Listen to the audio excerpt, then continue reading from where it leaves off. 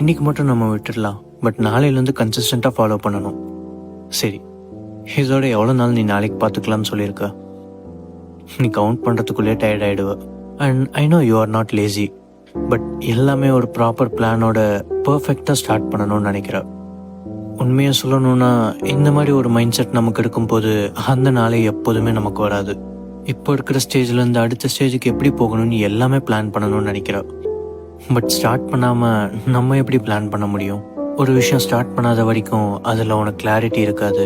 என்ன சேலஞ்சஸ் ஓடும்னு தெரியாது, என்ன ஒர்க் ஆகும், என்ன அட்ஜஸ்ட் பண்ணணும், இது எதுவுமே தெரியாது. ஸோ அதை கெஸ் பண்ணுறேன்னு டைம் வேஸ்ட் பண்ணாத. ஸ்டார்ட் பண்ண பிறகு தான் நமக்கு அந்த கிளாரிட்டியே கிடைக்கும். ஸோ நாளைக்கு இல்லை, இப்போயே ஸ்டார்ட் பண்ண.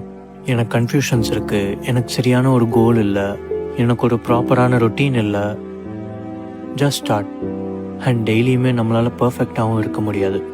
It's all okay. இது எல்லாமே இந்த ஜேர்னியோட ஒரு பகுதி தான். So just start today and make yourself proud.